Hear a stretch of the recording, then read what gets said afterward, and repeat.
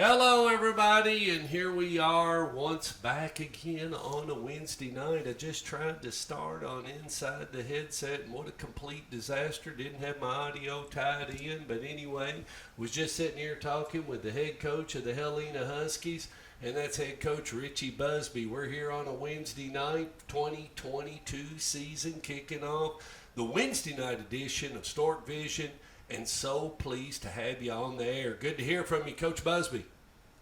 Good to hear from you, Stork. It's been a while, but glad to be back on, ready to kick the season off tomorrow night. Well, did you, not to get off subject, but did you go down to the Michael Davis, John Hester 50th, whatever, hoopla down there at Lay Lake? Did you make an appearance? Yes, I made an appearance.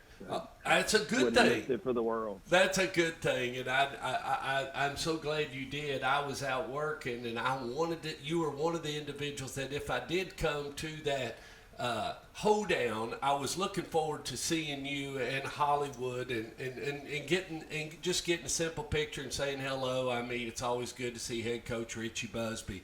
Well, let's blast right into it. You've been through your two-a-days. You beat the heck out of each other. You've had a couple of vanilla scrimmages. You got some guys on your team that could possibly take you a long ways through this season.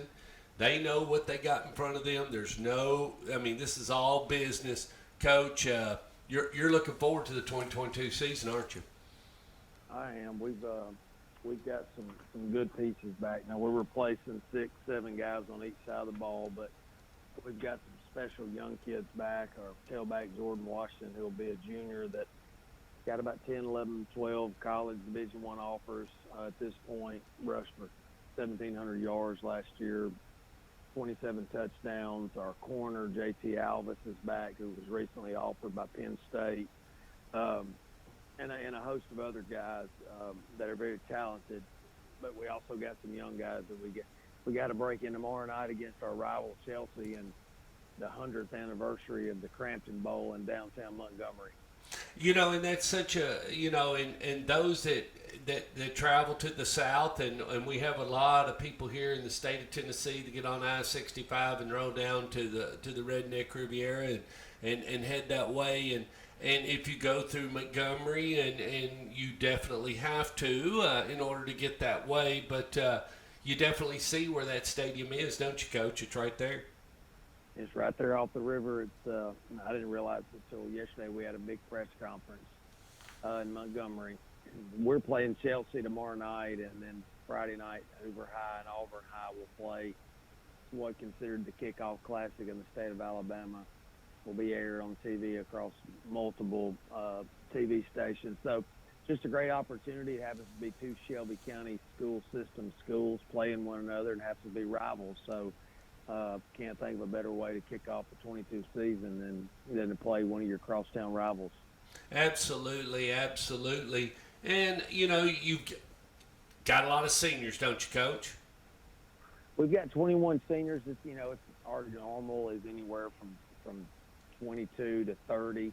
So we have 21 this year. We have about 21 juniors, and we have 48 sophomores on our roster this year. So we have a huge sophomore class that's very talented, but about normal for a senior class. We always look to try to have 25. We'll dress 101 kids tomorrow night, but a lot of those kids are sophomores. Yeah, and you know what? Sophomores, they have to learn about the game, learn to control their emotions and get some things under control. And sometimes, you just got to work with what's available, Coach. Absolutely. And like I said, I'm excited about the sophomore class. Biggest one to come through Helena in its 9 years existence. And there's a lot of talent in there. But, they always say for every underclassman you start in a ball game, it's usually can be chalked up to a loss too. So hopefully ours can mature quickly. We have a lot of older guys in position, but a lot of our backups are sophomores. So, hopefully we can stay injury free. Like most coaches will tell you, we can stay away from injury. I feel pretty good about our starters. And I do want to stress, you guys don't get to do a jamboree, but you can scrimmage. That is correct? Well, so when COVID came about, in this week 0 that we have in Alabama. If you don't have a spring training, you can indeed have a jamboree plus a 10-week schedule. So we are one that did not do a spring training, and we opted to have a extra week in the fall camp, and we played a scrimmage or a jamboree last Thursday night against Leeds High School. So yeah, we had a jamboree. So we have actually played a full game, 3/4 of it varsity, and the final quarter was JV 9th grade type deal.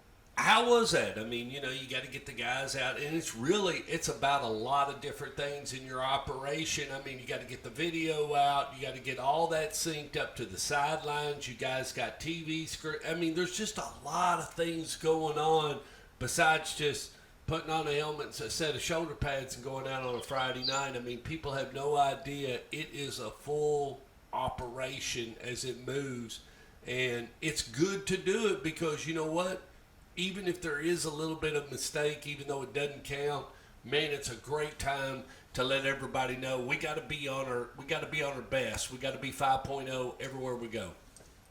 Well, it's a great time to make sure your game day checklist is accurate and make sure you've got everything lined up, everything's working. For us, our school, it's better for us not to have spring training in this jamboree, and then you throw in, like you said, to make sure all the things are in place, your filmer's there, and how you're going to eat pregame meal and all that kind of stuff. Get all that out of the way, so the next Friday night when it's for real, you're kind of ready. And for me, the biggest thing I like about having a jamboree is just to be able to get live reps of special teams on film, because no matter how hard you try, it's really hard to get quality reps of special team work in practice, no matter how hard you try. So that's what we really try to get out of it is a lot of special team stuff on film and make corrections going into the opening week of the season. Third of the game, and how do you feel about your special teams, and do you have a quality kicker, a guy that can line it up and poke it through the uprights? I do, and I feel like he's a 10th grader in that class of 48 sophomores. His name's Austin Lewis, and he's going to do all three for us. He's going to handle the kickoff, the place kicking, and the punting duties for us, which, as you know, if you can find a kid that can do all three, that really helps. Oh, me, it is great. In your kick game. And he's a young kid, so and he's had a good fall camp, so hopefully, and he's got a younger brother in 8th grade, so it kind of works out. If we can get this one on through as he graduates, we'll have another one coming right behind him in 10th grade. So really excited about him, really a kid that doesn't get real high, doesn't get real low. He's got a great personality to be a kicker, so we're looking for big things from him. He's got a big leg. He's getting stronger, putting on weight, all those kind of things. So he has the potential to be the best kicker that's come through Helena in its 9-year existence. Wow, and that is great, and congratulations to have kids that are dedicated and willing to play special teams, because what they say about special teams, it wouldn't be special if they didn't call it special teams. I mean, that's just what it is. It's a third of the game. Exactly it's right. a third of the game. Right. But anyway, let's move on to this Crampton Bowl, and you got a tough opponent. I've been at a Helena game, and this one is it is no secret. Chelsea be a tough battle. And how do you feel about cranking it up against a team like this, just right out of the bat, but battle tested, and you guys should be ready, shouldn't you? What do they got? I mean, I'm not saying that in a bad sense, but what do they got? I mean, what do they got to bring to you, and what kind of things do they have to have successful? And Coach, I'll let you take it from there. Well, they are moving into our largest classification this year. Chelsea's moved into 7A classification. And, we were approached about playing this game. I thought it was a great opportunity for our kids. This thing will be broadcast all across our state on television. And, I thought it was a great opportunity not only for us, Chelsea, for our school system as a whole, to be on the biggest stage of Thursday night, opening night of high school football in our state. And they have a new coach, but I'm very familiar with him. When I was at Fultondale High School, he was at J.B. Pennington. We coached against each other for 4 years, and he actually worked for my defensive coordinator for 7 years at Pleasant Grove. So there's a little added gamesmanship in this game. We're very familiar with each other, and we actually are working at two different rival schools. So this one should be a lot of fun tomorrow night. On our end, even though we kind of know about Coach Cassidy, we don't have film on them. So tomorrow night will be the adjustments in game will be at a premium for us to be able to adjust on the fly on the sidelines to what he's doing. He has the advantage of having film on us in the huddle system for the last 4 years when we've played. So, like I said last night on my radio show, in-game adjustments will be huge because we think we know what he's going to do, but he knows that we know what he's done in the past. So we feel like tomorrow night they're going to lay it all on the line. They don't have anything to lose. They've moved up into the 7A world in Alabama, which is your Hoovers and your Thompsons and that kind of stuff. So, we're ready to have the kitchen sink thrown at us. Wow, what a great moment to just kick it off. And I've been involved in a couple of them. I was involved in 2006. I remember when they brought the football in, helicopter dropped it down, and bringing it out on the field. And Smyrna played Laverne, and it was a big TV game, and just to kick it off. And I've been a part of those, and it is so much fun to know. And then they're still coming in at sometime through the second quarters, people still trying to find a place to park. Love those type of games where everybody's got to get there early. And it's a special time in Alabama because it's a lot like where we are from in the state of Tennessee. People like to get out and talk about the game, and it's a chance to talk about Alabama and Auburn, talk about Troy, talk about UAB, talk about just good football in the state of Alabama, is it not, Coach Busby? Well, 100%. The one thing that that is common in the South that brings us all together for the most part, except when it comes to rivalries, is high school football and college football, and the purity of it. And everybody's just looking forward to it. And, kind of coming out of this whole COVID thing with the restrictions, hopefully we're out of that era, and then everybody's just excited about getting back out and watching high school kids compete and have a good time on Friday night and for us Thursday night. So looking forward to that. And then the next week we kind of come north, almost up there to your part of the world. We're coming to New Market, Alabama, on the line of Alabama and Tennessee to play Buckhorn on the 26th. Oh, yeah. I've been to a scrimmage at Buckhorn. Philip Shad Owens, who used to coach at William Blount, and he was a two-time state champion in Smyrna. He actually, I can remember when he was over at Blackman, we went to Buckhorn. We went to Buckhorn High School, drove down. It's a nice stadium. I've been there. I filmed a scrimmage there. Yeah, we waited till the gas got to almost $4 a gallon to make one trip to Montgomery and one to New Market, Huntsville. Our buses are $12,000 for 2 weeks. So wow, it was a great decision on my part. Well, it's part of it, and you know what? But Rich Tradition in Helena and Stork Vision, we're coming down. John's scheduled to be on the air with us. We're looking so forward to that.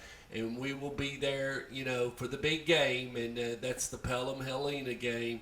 And I just can't wait. And the best part about it is, kids, if you don't know Coach Busby, he's as transparent, as flat as they come about the way things work at Helena High School. So the gates open at 5, and there will be people lined up ready to come in. Like a bunch of people. And he told me, you better be set up before they come in that gate, or guess what? I can't help you after that because, you're on your own after that. So, but Coach and I, we've worked. I figured that out right off the bat. There are a ton of people that are going to come in and get their seat at the Helena Pelham game, and they're going to be waiting to see that 48 minutes of football. It's going to be huge.